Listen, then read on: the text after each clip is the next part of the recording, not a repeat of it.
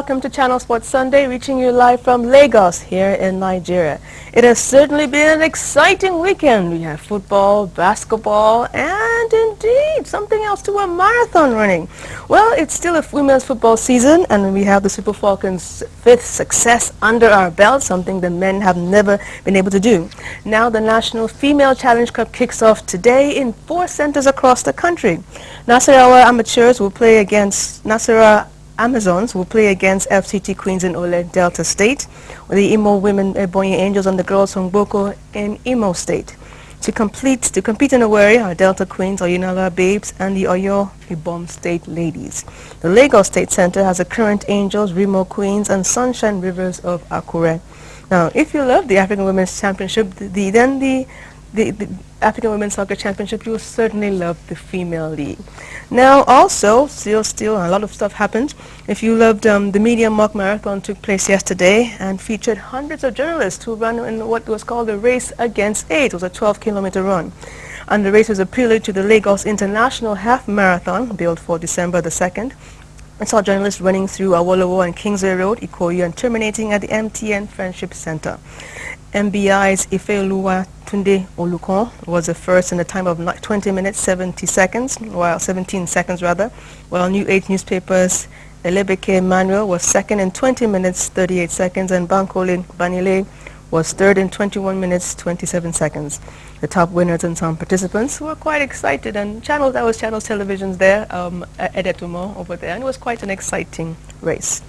Now then, in basketball, the defending champions, okay, they still have more of the race there. That's more of the race. Well, and in basketball, defending champions ABC of Ivory Coast and Congo Brazzaville's Interclub opened with fine victories as the 2006 FIBA African Champions Cup for men tipped off at the National Stadium in Lagos yesterday.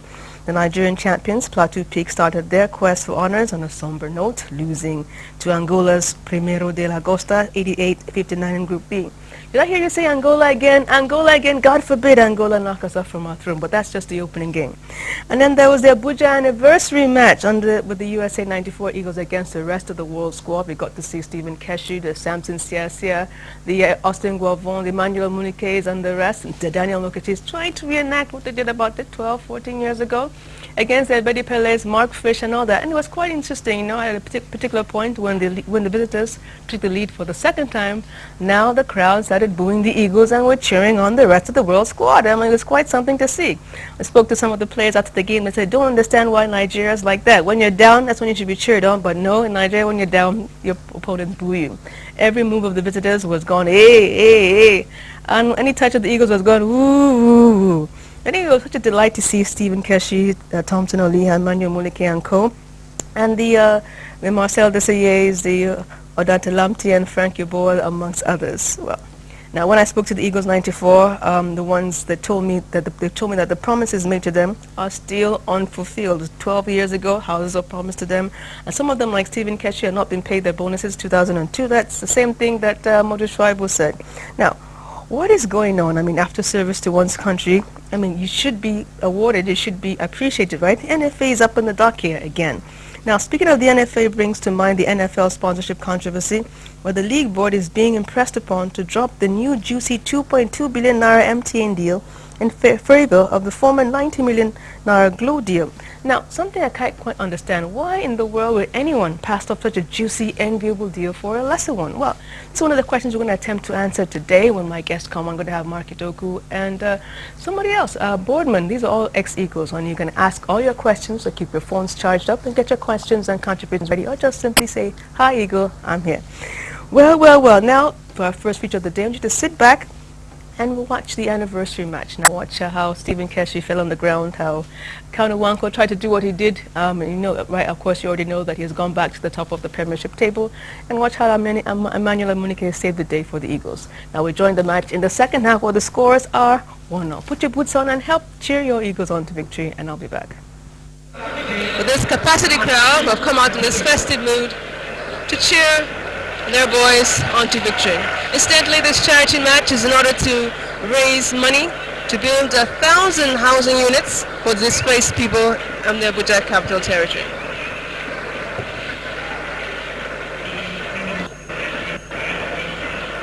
And there it is.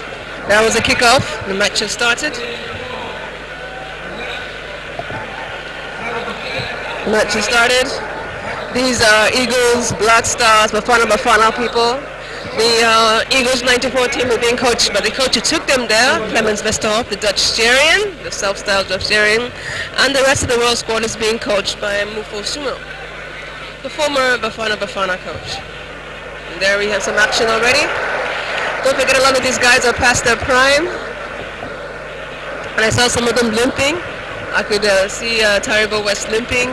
And even Stephen Keshi, I was not too sure, he's very, very fit. But don't forget, these guys have played some football about, 20 years ago? And whatever, we're going to be entertained this evening. Marketing Limited, and it's a master's program. He coaches, just coaches in the U.S. Yes. He coaches the DVSC part-time, right? Yes. As well as this master's program. So DVSC, what is that? It's Diablo Valley Soccer Club. It's just soccer club between ages 12 to 16. 12 and I was coaching under 12 boys. Okay, from playing football to coaching football. How does it feel? It feels good. I never wanted to be a coach, but I just wanted to do it part-time, and that's what I'm doing. But like you mentioned, I'm the president of the SKB Executive Marketing Limited in partnership with Lincoln University, and that's actually what I'm doing here in Nigeria, bringing in an MBA program from Lincoln University. Okay, now back to football now. You played with the Eagles in 1982, and yes. Well, what has it changed? Has the national team changed? I mean, and we saw the 94 Eagles there. 94 into 82 was that's less than a decade, and now we're in 2006. Has there been a change in the Eagles? Oh, definitely. You can tell. You know, sometimes people say the old Green Eagles is better than new Super Eagles. For me, I would see it as a different era. You know, in those days, there was a stability. What I mean by stability, not very many players played abroad. So we have consistency in the team. But now we have more players playing abroad. So that's the difference. And but still, I think it's a progress, you know, to see many of our players playing in the best team in the world. So I think it's a great thing. But has it affected our game? I remember Cote d'Ivoire had almost all their players playing in Europe. Angola had their players playing in the league, and here we are, big Nigeria, the giant of Africa. Most of the players we selected playing abroad, and we didn't put up too good a showing there.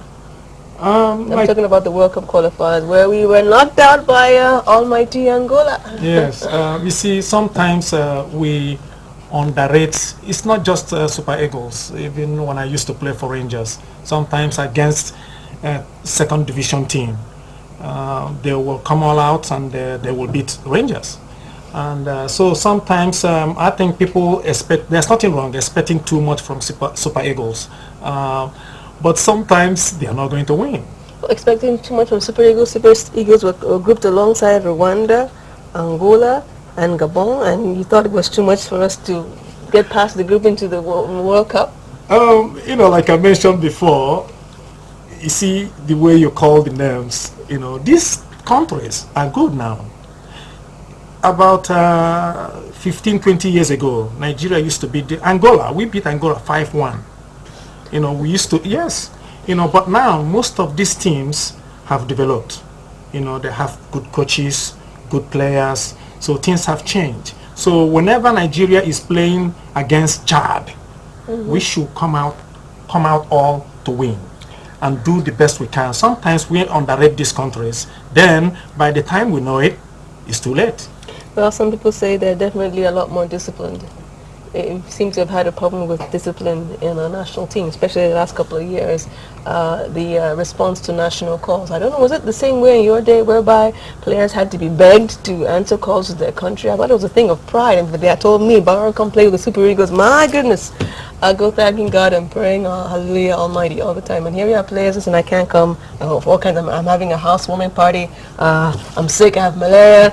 All kinds of reasons are coming out.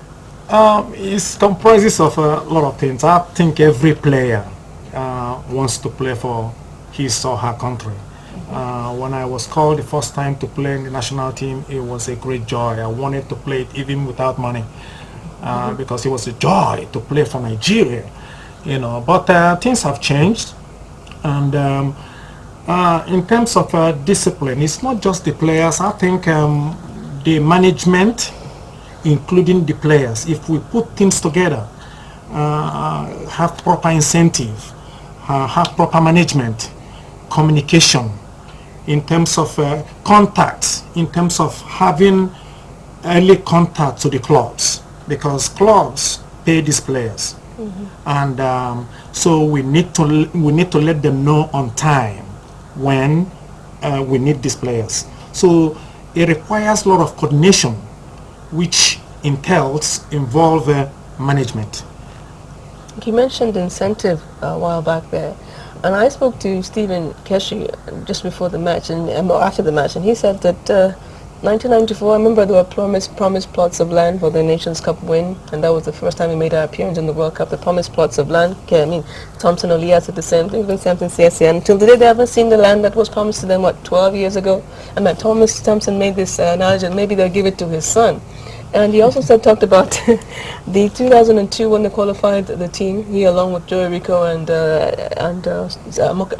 Amoji Schreiber, qualified the team to the World Cup, Korea, Japan 2002. The emollients were not given to them. I mean, every time you qualify for the World Cup, a certain amount of money in dollars is being paid to you.